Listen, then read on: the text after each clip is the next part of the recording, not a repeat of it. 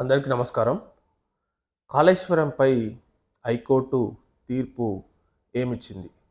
హరీష్ రావు, కేసీఆర్ గారు కాళేశ్వరంపై హైకోర్టుకు ఎందుకు వెళ్ళడం జరిగింది? సో, ఇక్కడ చాలా ఇంపార్టెంట్ ఇష్యూ ఏందంటే, కాళేశ్వరంపై CM Revanth Reddy justice PC Ghosh commission వేయడం జరిగింది. సో, చాలా రోజుల తర్వాత వాళ్ళు పూర్తి రిపోర్టును గవర్నమెంట్‌కు సబ్మిట్ చేయడం జరిగింది.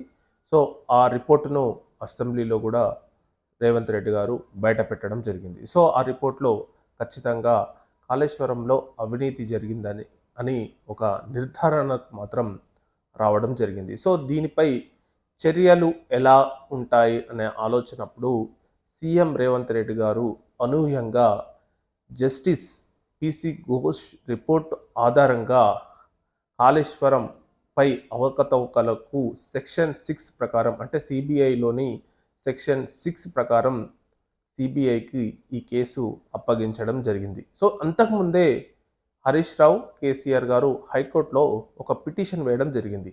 ఏం పిటిషన్ వేయడం అంటే, అసలు పీసీ ఘోష్ కమిషన్ను ఆధారంగా మాపై చర్యలు తీసుకోవద్దు అని చెప్పి, అంటే పీసీ ఘోష్ అంటే జస్టిస్ పీసీ ఘోష్ కమిషన్ అంటే ఆ రిపోర్టు ఆధారంగా మాపై చర్యలు తీసుకోవద్దు అని చెప్పి హైకోర్టులో ఒక పిటిషన్ వేయడం జరిగింది.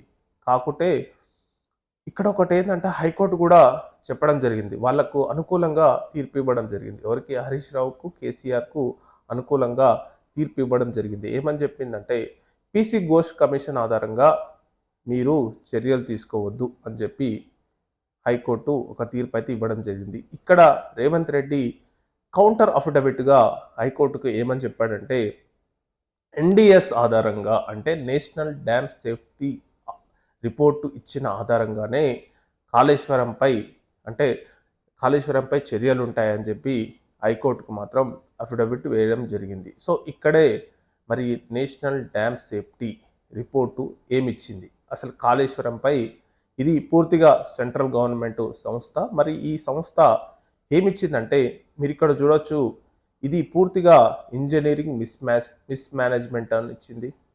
చాలా తప్పులు జరిగాయని చెప్పింది.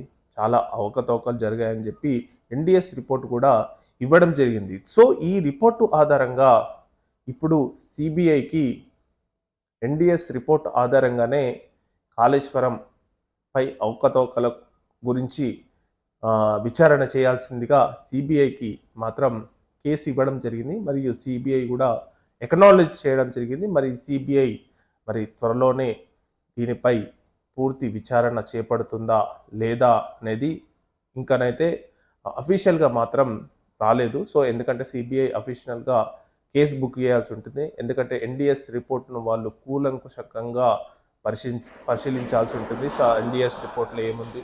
సో, ఎన్‌డీఎస్ రిపోర్ట్ ఏమిచ్చింది? సో, దాన్ని పూర్తిగా నిర్ధారించుకున్న తర్వాత మరియు మిగతా విషయాలను కూడా పరిగణలోకి తీసుకొని ఖచ్చితంగా సిబిఐ మాత్రం కాళేశ్వరంపై పూర్తి విచారణ చేపట్టాల్సి ఉంటుంది. సో, ఈ విషయంలో మరి సిబిఐ మాత్రం ఇంకా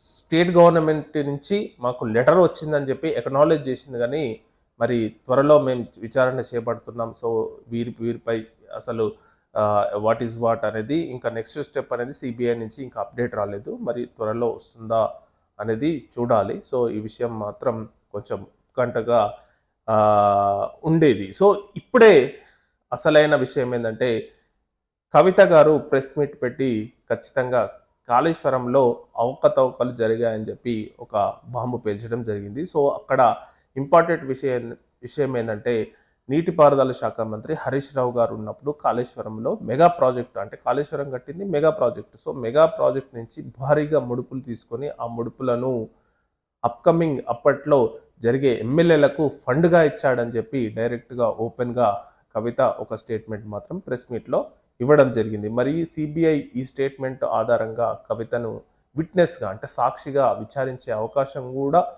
ఉండొచ్చు. సో, సిబిఐకి అట్లా అంత అథారిటీ ఉంటదన్నమాట. సో, ఇక్కడ మరి ఇక్కడ ఒక డిఫెన్స్‌లో పడిపోయింది టీఆర్ఎస్. ఎందుకంటే కవిత చెప్తుంది ఇక్కడ అవినీతి జరిగిందని చెప్పి.